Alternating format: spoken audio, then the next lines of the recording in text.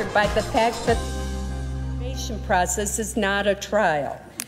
But certain fundamental legal principles about due process, the presumption of innocence, and fairness do bear on my thinking, and I cannot abandon them.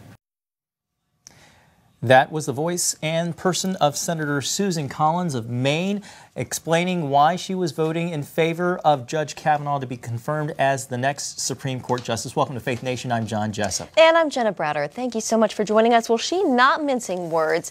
She came out very strong for why she will confirm Judge Kavanaugh. Now, Collins was one of 4 key senators that we've been watching to see exactly where the confirmation vote may fall.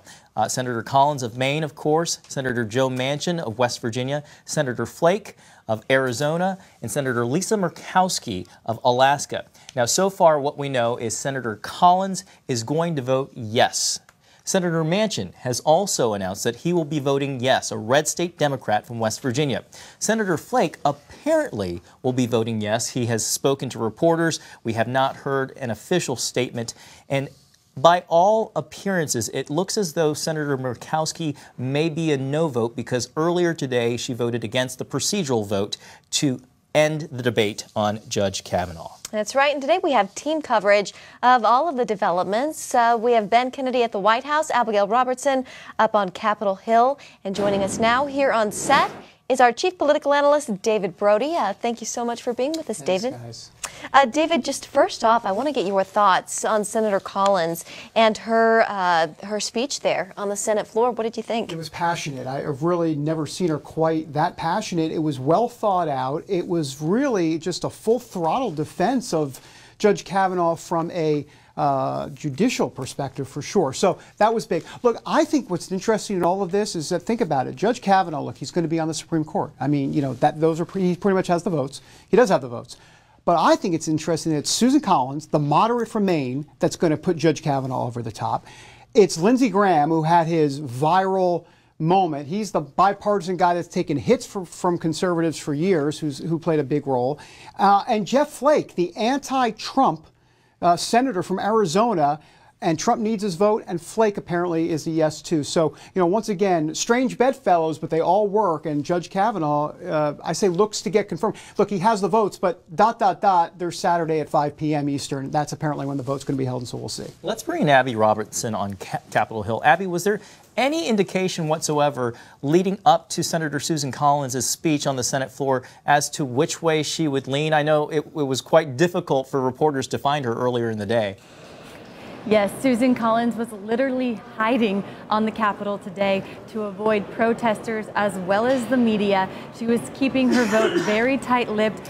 We did have some indication yesterday after she saw the FBI report. She said that she found no corroborating evidence. And in her floor speech, she mentioned how just that presumption of innocence is just so fundamentally important to this nomination process and just to our country. And so it was a huge vote today, huge announcement. And I think that people need to realize Senator Collins, she's had a very rough couple of weeks. There were over 3,000 coat hangers that protesters sent to her office. Her staff have been harassed. She really is just constantly walking around the Hill, covered either in protests or media. And so this was a big decision that she definitely did not take lightly. Yeah, you know, Abby, a rough couple of weeks for her and so many other senators up on the Hill. A lot of protesters there today, I know. Yes. You were talking about how some of them were yelling at both Republicans and Democrats, actually. Yes, it was very interesting. When that vote happened this morning on the Senate floor, I was in one of the media scrums as senators came back through into the Russell building, which I'm standing in now. And the protesters were yelling at senators of both parties because they didn't know if they were Democrats or Republicans. So they were just yelling at them it's not too late to change their vote, without even realizing that some of the people they were yelling at were Democrats who had in fact already just voted no on the floor to proceed to the vote. So they are all over the Hill today. It's very tense. Ben Kennedy, I want to ask you, you're there at the White House. What was the reception to the news like once the White House heard the news that Susan Collins was definitely going to be voting in favor of Judge Kavanaugh's confirmation? Well, John, no doubt the White House is confident Judge Brett Kavanaugh will get confirmed on the high court come Saturday. Press Secretary Sarah Sanders said earlier, look, the president supports his nominee and wants to see him get confirmed. We feel great about where we are at. And when asked if the White House is concerned or think they have the vote, she says, we sure hope so.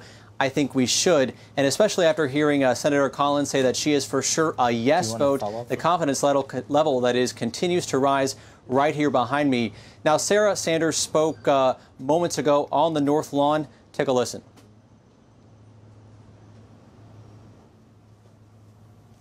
Okay, Ben, and I think we are having trouble with that bite, but we'll work on getting that. Ben, talk to us a little bit about okay, I understand we do actually have that sound bite. Let's go ahead and roll that. Mr. President, I will vote to confirm Judge Kavanaugh. All right, and that is Senator Susan Collins. Well, that, of course, was Senator Collins saying yes. As for Sarah Sanders, what she talked about earlier was essentially Judge Kavanaugh's qualifications and why he is the front runner for President Trump. And we have not heard from President Trump on camera today. His schedule has many closed press events, but following that cloture vote earlier, President Trump did take to Twitter saying that he is very proud of the U.S. Senate for voting yes and to advance the nomination of Judge Brett Kavanaugh. Now, we know he did reach out to lawmakers this week to no doubt stump for his high court nominee. And as David was just talking about, look, the vote's not until tomorrow, and it's still too close to call, and that's where Vice President Mike Pence would come in. He is standing by this weekend to see if he is needed to break that tie. Yeah, that's a good point, Ben. David, let's bring you in here. You know, we saw Jeff Flake a couple of days ago get pushed into an elevator with a protester, and that really did weigh on his decision to call for this FBI investigation. Do you think we see that again with Collins, with some of these others this time around? I don't think so. I think this is pretty much a done deal, though. Ben's right in the sense that they better have Pence around this weekend in case Jeff Flake decides to take an elevator ride, because you never know what's going to go on. Seriously, I mean, I'm telling you, there's like been twists and turns every day in this, and I have a feeling before tomorrow, Saturday, 5 p.m. Eastern, I get a sense there's going to be one last twist and turn. It's kind of like the horror movies where you think the person that, the killer's dead, and all of a sudden, wait, they're not dead, and they grab the leg. I kind of feel like we're still waiting for that. We'll see.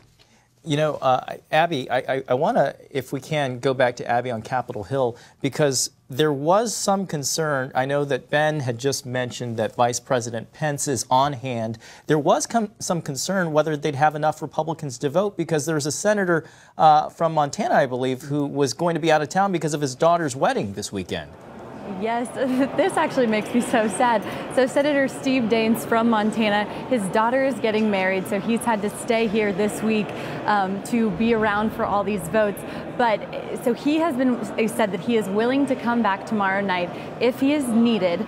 And so the vote, we can expect it around 5 p.m. tomorrow. And if Steve Daines is needed to come back, we are told that they can keep that vote open through the night to give him a chance to attend his daughter's wedding, to walk her down the aisle and give her away, and then fly back to Washington. They can leave the vote open so that he can cast his could-be critical vote on the Senate floor tomorrow night. You know, Abby and John and Jenna, it was interesting to watch Susan Collins give that speech when she was most passionate when she talked about this gang rape allegation against Judge Kavanaugh. She was livid at something like that. Well, let me think about that. Michael Avenatti, Stormy Daniels' lawyer, was the one that brought that up. So, you've got Michael Avenatti, Dianne Feinstein. I mean, this is a cast of characters in the Democrat Party that is really kind of walking through the hall of shame right now. Really, it's true. And the question then becomes, not to get too far ahead of ourselves, but midterm elections, let's remember, there is a motivating factor here, even if Kavanaugh is confirmed. Because remember, if Democrats take control, what's going to be the first thing they're going to do? They're going to try to impeach Judge Kavanaugh. So Republicans must get out and vote. That's the way Trump's going to say it. They're going to have to get out and vote, or Democrats are going to go after Kavanaugh. Well, what I would like to really quickly bring up, speaking of Kavanaugh, he gave his own, if you will, closing argument last night, writing in the Washington, or actually Wall Street Journal, a response to a number of critics who've questioned his temperament, including a former Supreme Court Justice, John Paul Stevens. He penned this op-ed addressing his passionate defense at last week's hearing, writing, I might have been too emotional at times. I know that my tone was sharp, and I said a few things I should not have said. I hope everyone can understand that I was there as a son, husband, and dad. You know what's interesting about that is that we just haven't seen a Supreme Court nominee do something like that. I think it just speaks to the idea that we are living in a very unusual time. David, we've never really seen anything quite like this. This process, just really remarkable. That's right. There has never been something this close before in Supreme Court history. And one of the reasons is because you needed 60 votes. Now you don't. And here we are in a crazy time in Washington. Well, David, Abby, Ben, thank you so much for your reporting on this. Our team coverage continues.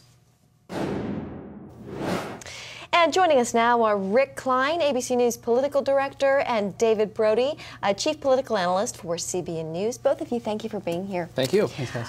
What a day, what a week. Rick, make sense of this for us. Just your overall thoughts on what we've seen take place. I've been saddened by the state of our politics generally. I think whatever side you line up on, I think last week with Christine Blasey Ford and Judge Kavanaugh, it was searing, it was emotional, it was topsy-turvy, and I think the speed to which everyone fell back into partisan grooves was really striking to me, because it felt like the country was having this conversation, and then partisanship reigned once again. And so to see these deep divisions in the Senate, a place that I've covered for a long time, and I know of the friendships and the partnerships, it just seems very remote from that now. It seems like we are at something of a low point for Senate operations and a disconnect from a country that is obviously very divided, but I think looking to find some areas of common ground. Do you think this nomination in his entire process makes the country a bit more polarized, especially if he's viewed as a tainted judge, as someone who doesn't look like he is, that he's impartial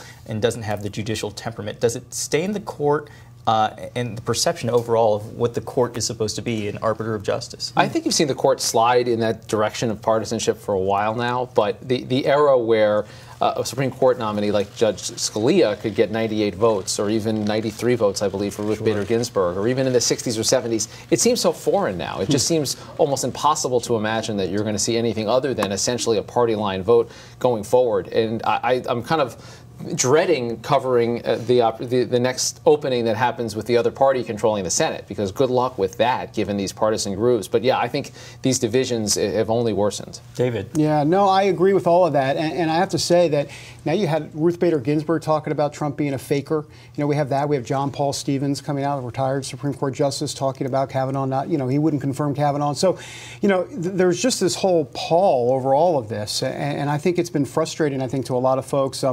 But look, this is the 5-4 decision. And I know they talk about John Roberts being the swing vote, the new swing vote, true, but this is it. I mean, and I think what makes it even more intense is that, and this is the Republicans, the conservatives will say this, is that they believe that the Democrats' playbook has been tied to the judiciary, that they have in essence been a legislative arm, if you will, in air quotes, as it relates to social policy in this country. So I think that makes the fight even more toxic, if you will. Yeah, David, do you think Democrats really miscalculated here? There's talk that, Republicans are fighting harder than they have in the past, and in some ways maybe the Democrats didn't expect this. Oh, I think 100% they miscalculated. I really believe that. I think they thought that the Republicans typically have caved over the years. I mean, they just haven't had as much of a stomach for the fight, if you will. And this time it really backfired on them. I really believe that. And so, I think going forward, we'll have to see as to what the effects of Dianne Feinstein and how that, I think she really doesn't look good in all of this. I think this has been tough for her, and I think that there could be some ramifications for sure. Rick, speaking of Dianne Feinstein, you wrote this morning about the winners being losers and the losers being winners. Tell us what you mean about that, because I feel like this kind of plays into our conversation. My sense in covering politics in 2018 is that anger is the single most unifying force, galvanizing force you can have. And if you lose a battle, there's nothing better to motivate your base to go out there and vote the next time. And by that I mean, Republicans, they get their Supreme Court pick. That means Democrats are going to say, well, we got to go do something to try to change this. And if Democrats are able to block it, you're going to see Republicans, conservatives re-engage in a major way in the midterms, where they've been kind of thinking that, okay, things are pretty good right now. That is, to me, the most valuable currency you can have right now, is that kind of anger. So, look, the stakes are huge, and not to underplay at all what it means, as David says, that swing vote on the Supreme Court. But when you look at how this actually motivates voters, I don't know how it breaks down. I also think it's unequal. I think there's parts of the country that this is going to motivate Democrats and parts where it's going to motivate Republicans. And you're seeing senators make calculations based on that, and I think you're seeing races in both the House and the Senate tip in different directions. I would also say that I think that this is a win no matter what for the Republican Party. Look, if Kavanaugh is confirmed, obviously it's a win. If he was going to end up not being confirmed, you're going to mobilize that anger, that voter base. But look, I think even with Kavanaugh being confirmed, I still think it helps motivate the Republican base. Why? A couple reasons. One, look, Democrats' dirty tricks is going to be the playbook that Lindsey Graham and Donald Trump and Mike Pence are all going to be talking about it. And then they're going to say, hey, and I don't know how Trump's going to say it exactly on Twitter, but Ruth Bader Ginsburg's getting up there in age, and I can just see it now. Stephen Breyer, so you got to help me out. Because it's always about him. You got to help me out. I need a third. And so I can just see that kind of playing out too. Let's talk about the media and the media's treatment of all of this. Rick, what are your thoughts? Has it been fair? What have you made of, especially some of the cable news coverage? Well, we've never seen anything like it. I mean, I think the idea that all of this information came in so late in the process, and a lot of that was controlled by confidentiality concerns and Senator Feinstein and her handling of this. It all happened very fast and very late. And I think if this had happened under the more normal process, I think you'd have seen a more solid vetting. But it was a difficult thing for anyone to cover, because you're dealing with a lot of he said, she said allegations, a lot of rumors, innuendo, to actually nail down solid things. Look, the FBI hasn't really been able to do it. So my sense is, not to comment on anyone in particular, but our job was to try to figure out what the truth was on these things. I was proud of a lot of the coverage that we did throughout to try to get at this. But there is something about the extraordinary circumstances of this that made it just about impossible. We still don't really know what happened between Christine Blasey Ford, if anything, and Judge Kavanaugh. We'll never know that. And it's frustrating for us that one answers, but that's the truth, and it's left to senators to be judge and jury on these questions. And I real quick, I will say that I believe that we're living in a different media landscape today. Obviously we are. In other words, not to defend the mainstream media, but look, it's going to be out there on Twitter. It's going to be out there in other places. And so ultimately, you start to react, they being the cable networks or some of the major networks, are going to react to kind of what the social media buzz is out there. And so it kind of has an inverse relationship right now. And you're kind of watching Twitter kind of define the narrative, if you will. And I think that makes it even harder for the mainstream media networks. One final topic I'd like for us to discuss before we close is the idea of civility, something that seems lost in the art of politics today. Abigail Robertson, our Capitol Hill correspondent, interviewed Kelly Paul, wife of Senator Rand Paul, who spoke out because of what we're seeing play out across the landscape with senators being harassed or members of the administration being harassed. And I'd like you all to take a quick listen to the clip. Perhaps he didn't mean it so literally, but unfortunately, I think there are a lot of people out there who are very angry and maybe unstable, and they take those kinds of words and maybe take it to the next level. And of course, she was talking about Senator Cory Booker urging voters to go and confront members of Congress. I think she hit on the same term that you just said, which is anger. Is there any way that we in 2018 and looking beyond can return to an era of civility where we can disagree, but disagree civilly? I sure hope so. I mean, the signs out of Capitol Hill have not been encouraging. I mean, you had a senator who was confronted in an elevator and actually said it made a difference to his vote. So maybe it's even encouraging those confrontations. But look, I believe, and I got into covering politics believing this, I still believe that most, if not all, but most of the people that run for public office are in it for the right reasons. They're not going to be necessarily your reasons or anyone's reasons. You're going to have different points of view on things, but they're not bad human beings by virtue of doing this. And I think there has been a tendency to lump everyone in and think the other side's just evil. And look, President Trump bears responsibility for that too, because because he says that on the campaign trail on a regular basis. But I think it's unfortunate, and I think it's one reason that it's been sad to watch the Senate this week, because ascribing these kind of nefarious motivations to the other side is not productive. Well, and here's how far we've come, right? Or here's how much we've turned. Lindsey Graham, you know, Mr. Moderate, Mr. Reach across the aisle and have coffee and Danishes and some vodka in wherever it was, Germany with Hillary. I mean, he's that. Now all of a sudden he's now this conservative icon and hero that he'll live virally forever and ever. So I mean, we've really seen a turn. I mean, if Lindsey Graham was doing that, that's why it meant something. It wasn't just your partisan hack, if you will. It was Lindsey Graham, and I think that kind of goes to the civility issue. Yeah, we are living in some strange times, no doubt. To say the least. I would agree with that. Yeah, David Brody, Rick Klein, thank you so much. Thank you, guys. Thanks, guys. Coming up, new numbers show the unemployment rate is at a record low. We'll break down the numbers and what it means for the economy. The economy continues a steady climb, and unemployment falls to its lowest level in decades. It now stands at 3.7%. That's the longest streak of hiring on record. The president tweeted that it's the lowest number since 1969. Earlier this year, the president tweeted, quote, "We have accomplished an economic turnaround of historic proportions." And joining us now from the Heritage Foundation is Stephen Moore. He's also a former Trump economic advisor. Stephen, citing some of this news that's out today, there was one publication that writes, is there such a thing as too much good news? Your thoughts on that? What do you make? I think that reporter might have been saying he's tired of winning. Because, look, the economy just continues to do better. It's firing on all cylinders. And every time, truly every time I think the news can't get better, it does. This was a powerful jobs report. It shows that hiring continues at a record pace. That 3.7% unemployment rate number is actually a bit of a problem, because the unemployment rate is now so low that employers, I gave a talk to the Restaurant Association the other day, they were complaining to me, we can't find workers to fill all the jobs we have. So, in some ways, this unemployment rate being so low, and, it's as low as since the Beatles were still playing together, is kind of a double-edged sword. Look, for workers, it's a great thing. One of the things I loved about this report, wages are starting to rise. When you create a tight labor market, guess what? Workers have more bargaining power. That's why we saw this week Amazon, with 200,000 workers, is increasing their wage to $15 an hour. The government didn't mandate that. They had to do that to keep their workers. So it's a very positive thing. And let me say one other quick thing. Some news reports are saying, oh, this was disappointing because the numbers weren't as high as we thought they would be. Well, it's true. We only got 135,000 jobs in the month of September. But what that ignores is they revised upward by 82,000 the jobs from the previous month. So it was another 200,000 job report. Just unbelievably positive. Stephen, I like the cultural/historical context with the Beatles that you just mentioned there. You guys were too young. Who were they, right? I don't remember their songs, but yeah.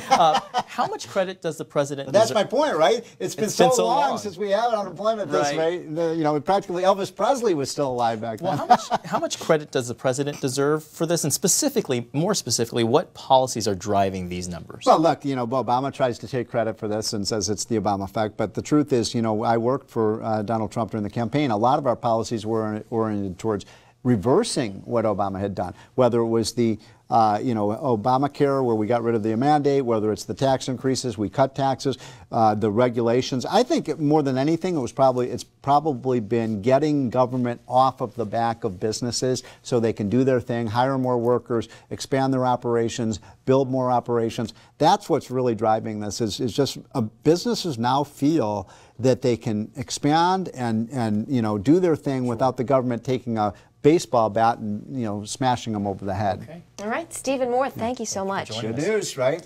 Well, some believe the 9 justices of the Supreme Court may have become the most powerful people in the nation's government. But why are they so important? Paul Strand explains.